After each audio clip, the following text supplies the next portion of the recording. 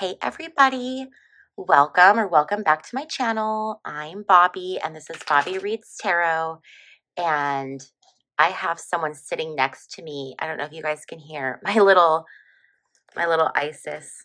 Isis, come here.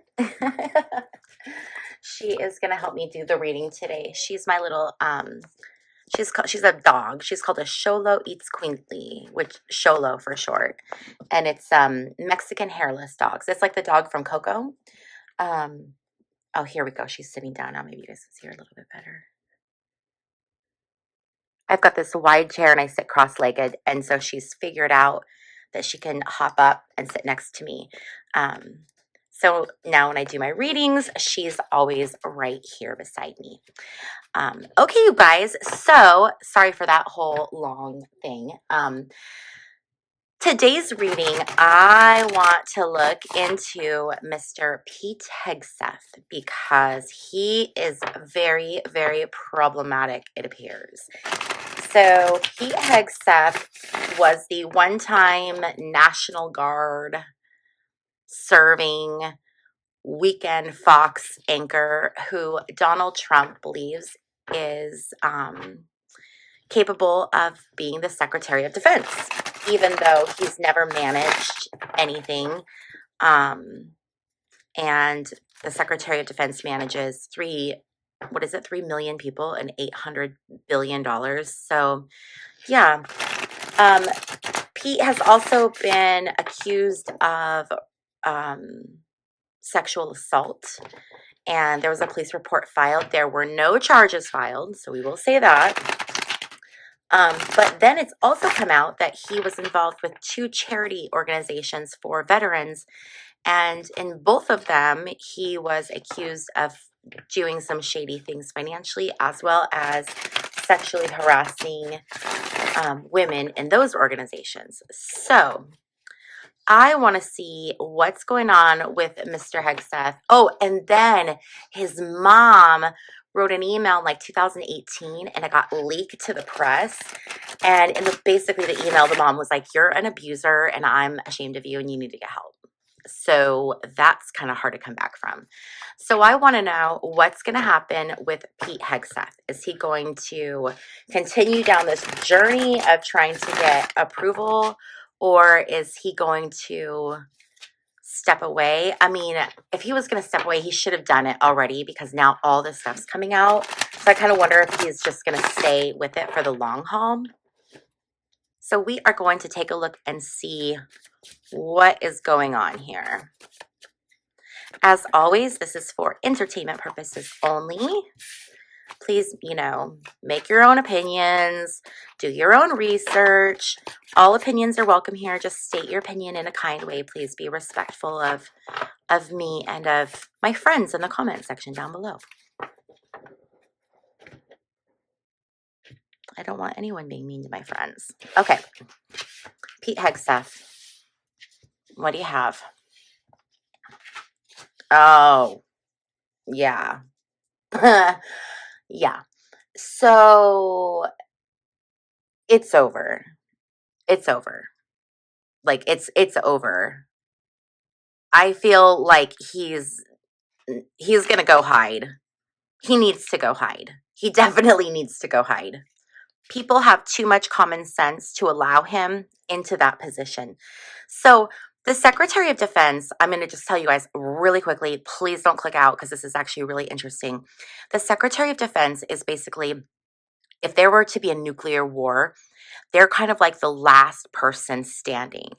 And what they're responsible for the entire military, but in a nuclear war specifically, what happens is they go into this plane that's essentially like an atomic bomb proof plane, and they start flying, and from that plane, even if everything is down, even if every single system is down, it can still launch nuclear weapons from the sky. So if like the US is hit and destroyed, the Secretary of Defense is up in the air flying in a plane and like basically launching a war, like commanding a war, a nuclear war from a plane. I don't want Pete Hegseth in that position. If you're interested in nuclear war, I know that that's like kind of a weird thing to be interested in, but there's a book by Annie Jacobson. It's called Nuclear War, and she takes you step by step through what a nuclear war scenario would look like, and it's really, really interesting. Oh, yeah, justice. Justice is coming for him. He's going to be held accountable. Queen of Cups reversed. It's these women have like, they're going to be the ones that seal his fate. These women are going to hold him accountable, and they are going to take control, and they're going to take his ability to continue to victimize away. He has this huge ego where he feels like he can just have or do anything he wants. Like for him, he doesn't understand that there are limits and that people have to consent. That doesn't exist. Like and I think also we're dealing with alcohol. Do you see how she has this like drink in the air and we have all these cups everywhere? I think that alcohol is definitely a huge part of his issue. I know that it's been alleged that he does have alcohol problems, but I do think that that's definitely reflected in that card. What he doesn't see coming is someone from the past, women from the past coming in, holding him accountable, breaking from the silence and standing up against him. Oh, right now he's trying to act like everything is good, everything is great. He's got that smile, that news anchor face and persona. Like he's just trying to be like everything is good, but everything is being brought out into the light. The sun is being shown or shining or whatever on everything that he's been doing. It's all going to be exposed. Yeah, this is a tremendous weight that he's carrying. But he asked for it. You know what I mean? It's a heavy burden, but it's a burden that he has to bear because he's responsible for it. Oh, this is the disunion of family. I don't know if he's married or not right now, but if he is, it's not going to last. This is going to break up like his family. This is going to be this is going to be very destructive for him and his family. He should have, oh my gosh, I don't know why he accepted. He should have told Trump no. Like, what was he thinking? He had to have known all of this was going to come out and that he was never going to get Secretary of Defense. Like, what was he thinking? That's where I'm so confused. How could he think, yeah, he is not getting the opportunity. He's going to get thunked on the head by this Ace of Wands. This is lacking passion, lacking motivation, lacking excitement, lacking growth potential. He's just an absolutely terrible human being, allegedly for entertainment purposes. Yeah, that's like really icky energy. So I want to know, how does Trump feel about Hegseth right now? Is Trump even around? You know what? I'm going to word it like this. How does Trump's camp feel about Hegseth? Because I'm not 100% convinced that Trump is actually calling the shots anymore. So I want to know, the people behind him that are calling the shots. Yeah, see, King of Swords reversed. He's not in charge. I don't think Trump is in charge. I think his mind is going. Okay, so what does the Trump camp think about Hegseth?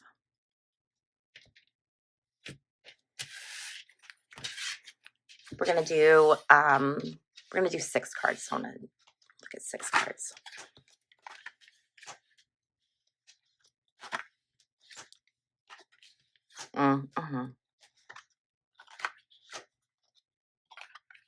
Okay, so at first they were all celebratory. They loved him. They thought he was really great until these Queen of Swords started coming out with these different stories. And at first they thought, it's one Queen of Swords. So there was a statement released, I believe, from like Hegseth's lawyer or representative or something, where he said like, oh, it was one scorned ex-lover. So that was kind of the beginning energy. But then communication started coming in really fast. 8 of Wands is communication coming in fast, and usually it's bad news. So they started getting story after story after story of this 9 of Pentacles. This is like strong women coming forward and standing up to him and saying, no, no, no. What about me? They're all lining up, and it's not looking good for him. And then we come over here to this 2 of Wands reversed and this Ace of Swords. They rushed him into this situation. They didn't do any vetting, and they were hasty, and now they're gonna cut him. They're gonna cut him loose. They're going to cut him loose. I think they're gonna tell him that he needs to resign the way that Matt Gaetz did. But I don't see him making it to the confirmations. Let's ask that question. Will Pete Hegseth make it to the confirmation hearings? I don't think so. I think that the camp's going to make him resign.